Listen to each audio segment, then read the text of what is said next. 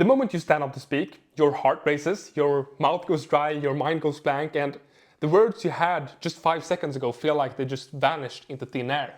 And in that moment, public speaking doesn't just feel difficult, it feels impossible. If you've ever felt this way, I promise you, you're not broken, you're not weak. What's happening is that your body is reacting as if standing on stage is dangerous.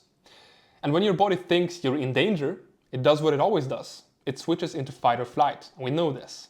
Your nervous system doesn't know the difference between a hungry tiger and a room full of people staring at you. To your brain, both feel equally threatening. And that's why public speaking can feel so incredibly impossible. And by the way, I'm about to run a 10-day group program inside my community to help you kickstart your journey on mastering the #1 high-income skill, communication. If that sounds interesting, the link is in the description.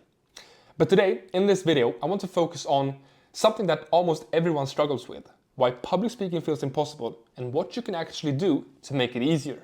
So the point we touched, when your body reacts with fight or flight, it feels like the fear is proof that you're bad at speaking. Like, if I was really good at this, I wouldn't be this nervous. But that's not true. The nerves are not the problem. The problem is how you interpret them. So think about this for a second. Your heart is pounding because your body is flooding with adrenaline. Your brain blanks not because you're stupid, but because it's prioritizing survival over recall. You're shaking hands, your dry mouth, that's just your nervous system doing its job.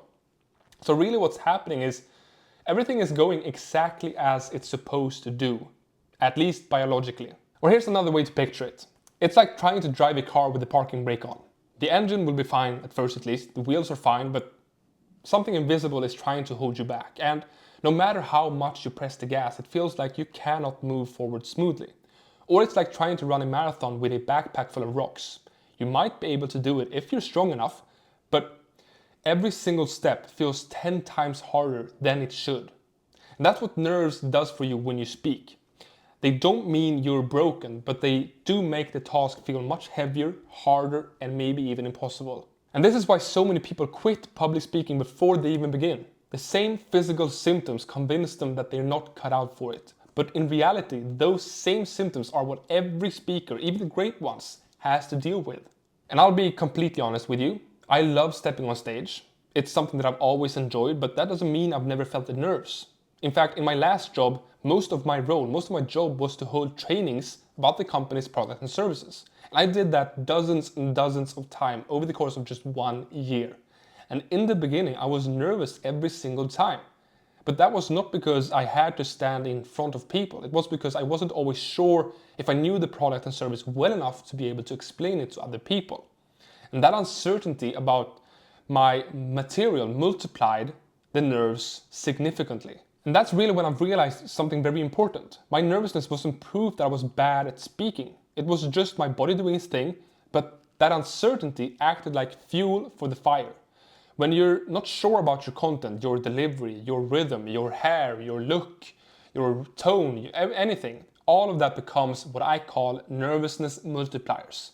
And the more multipliers you have, the heavier it feels. Public speaking feels impossible because your body is reacting as if you're in danger, again. But the reaction is normal. It's not proof you're bad at speaking. If you've ever met someone who says they feel zero nerves when they're about to step on stage, either they're lying or something's off. Everyone feels it. The difference between an inexperienced speaker and an experienced speaker is very simple. The experienced speaker has learned how to control the fear instead of letting it control them.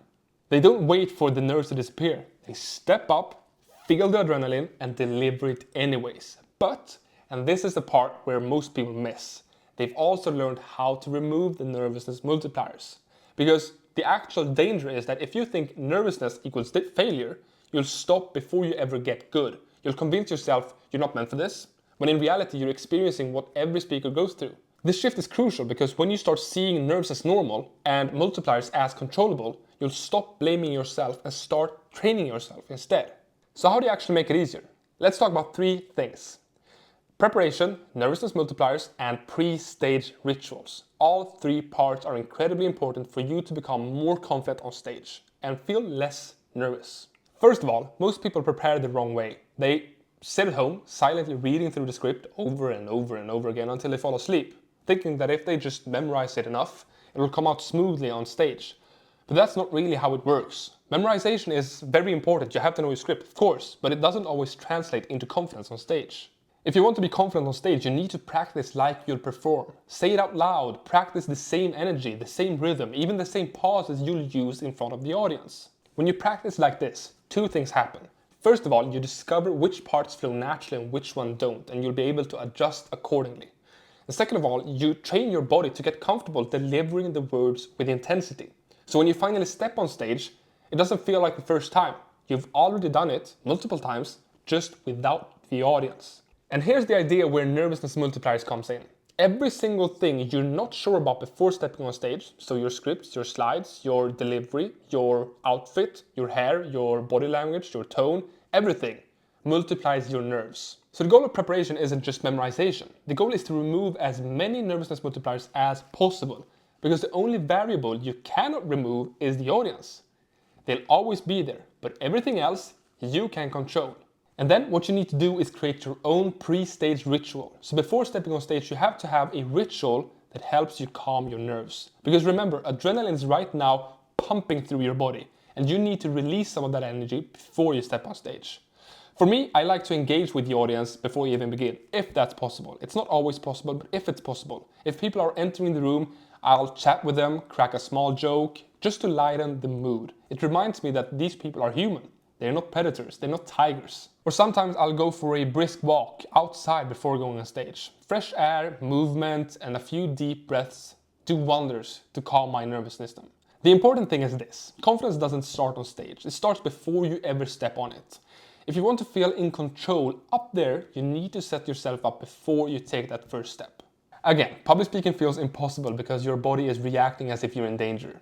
But that reaction isn't proof you're bad at speaking. It's proof you're human. It's proof your body is doing the right thing. Now, the goal is not to erase fear. That won't happen. The goal is to be able to control it.